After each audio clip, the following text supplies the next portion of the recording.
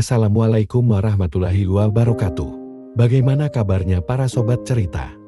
Semoga Allah selalu memberikan kesehatan untuk kita semua. Kali ini saya akan menceritakan kisah Nabi Musa secara singkat.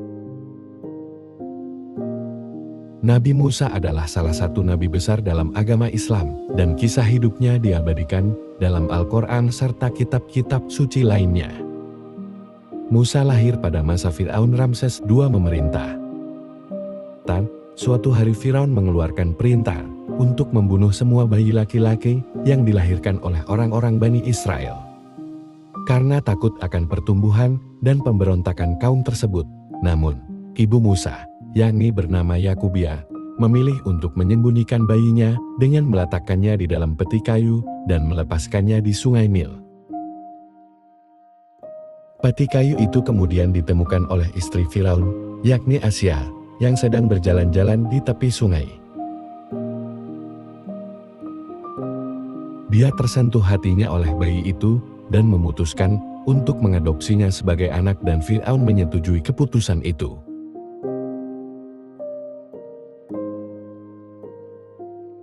Sebagai anak angkat Fir'aun, Musa dibesarkan di istana dengan segala kemewahan. Namun, meskipun hidup dalam kemegahan, Musa tetap merasa terikat dengan identitasnya sebagai orang Israel. Di istana yang megah itu, Nabi Musa tidak pernah kekurangan apapun. Asia sebagai ibu angkatnya sangat menyayangi Musa. Ketika Musa tumbuh dewasa, dia menyaksikan seorang penjaga Firaun sedang bertengkar dengan seorang pria Israel. Tanpa berpikir panjang, Musa melindungi saudaranya dan secara tidak sengaja membunuh penjaga tersebut. Ketika Firaun mengetahui peristiwa ini, Musa pun dikejar untuk dibunuh. Akibatnya, Musa melarikan diri dari Mesir dan mencari perlindungan di tanah Midian. Di sisi lain, Asia sangat sedih mendengar hal itu. Namun, Firaun terus mencari Musa dan tak memperdulikan istrinya lagi karena amarah telah merasuki tubuhnya. Di Midian, Musa bertemu dengan seorang nabi yang bijaksana bernama Syuaib yang memperkenalkannya pada pekerjaan sebagai gembala dan memberikan tempat tinggal di rumahnya. Nabi Musa dan Nabi Syuaib selalu bertukar pikiran setiap malam, dan Musa merasa aman juga nyaman berada di tanah Midian. Suatu hari, saat Musa sedang menggembalakan kambing-kambingnya, dia melihat cahaya yang menyala-nyala dari dalam semak-semak. Ketika mendekat, dia mendengar suara yang memanggilnya, dan Musa sangat kaget juga ketakutan. Suara itu ternyata adalah suara Allah yang memerintahkan Musa untuk melepas alas kakinya. Karena dia berada di tanah yang suci, Allah kemudian mengungkapkan dirinya kepada Musa sebagai Tuhan yang Maha Kuasa dan Maha Penyayang. Musa sangat terpesona oleh pengalaman ini dan bertanya kepada Allah tentang tugasnya di dunia ini. Allah memerintahkan Musa untuk kembali ke Mesir dan membebaskan Bani Israel dari perbudakan di tangan Fir'aun. Meskipun awalnya ragu dan takut, Musa akhirnya setuju untuk memenuhi perintah Allah ini. Dia berangkat ke Mesir bersama saudaranya, Harun, yang juga telah diutus oleh Allah untuk membantu dalam misi tersebut. Ketika Musa dan Harun tiba di Mesir, mereka langsung menghadap Firaun untuk menyampaikan pesan dari Allah. Mereka meminta Firaun untuk membebaskan Bani Israel dan memperingatkannya tentang hukuman yang akan menimpa Mesir jika dia menolak. Namun, sang Raja Firaun menolak keras permintaan mereka dan malah memperketat penindasan terhadap kaum Bani Israel. Tak hanya di situ, Fir'aun pun malah menantang Allah dengan menyebutkan bahwa dirinya lah Tuhan yang berkuasa. Asia yang mendengar semua perdebatan itu, lalu ia segera menghampiri Musa. Karena dia sangat merindukan anak asuhnya itu. Asia berkata pada Fir'aun, "Segeralah bertaubat engkau suamiku, karena tiada Tuhan selain Allah. Kita hanya manusia biasa Tuhan." Mendengar perkataan itu terucap dari seorang istri yang sangat dia cintai, murka Fir'aun tak tertahankan lagi.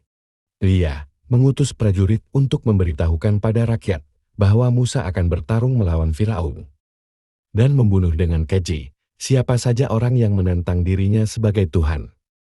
Tak lama kemudian, Fir'aun kembali mengutus prajurit agar mendatangkan para ahli sihir untuk menghukum Musa. Karena Musa telah berani menantangnya. Dan Musa tidak pernah merasa takut pada hukuman Firaun karena Nabi Musa percaya bahwa Allah akan selalu membantunya. Benar saja, Allah mengirimkan serangkaian mukjizat melalui tangan Musa untuk membuktikan kebenaran bahwa tiada Tuhan selain Allah. Mukjizat-mukjizat yang terjadi kala itu ialah termasuk tongkat Musa yang berubah menjadi ular di hadapan para ahli sihir itu.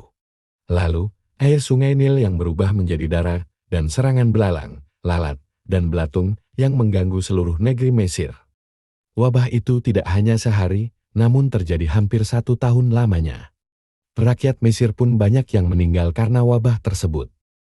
Namun, meskipun mukjizat-mukjizat ini menakjubkan, dan rakyat semakin banyak yang terkena wabah, Firaun tetap keras kepala dan menolak untuk membebaskan Bani Israel dan masih menganggap dirinya Tuhan.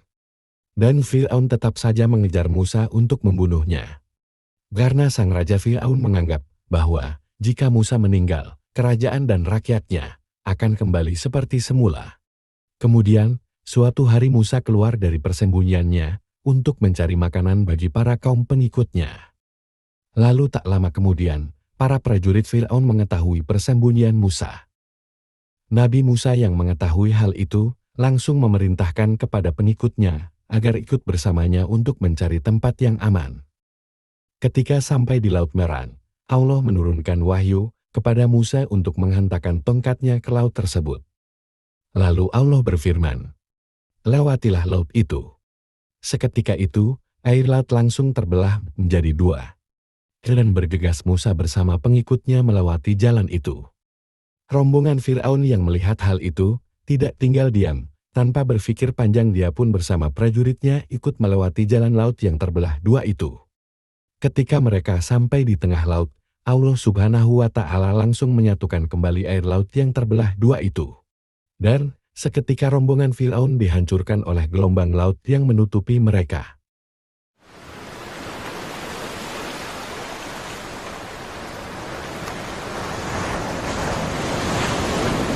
Nabi Musa dan para pengikutnya sangat terkejut dengan apa yang mereka lihat.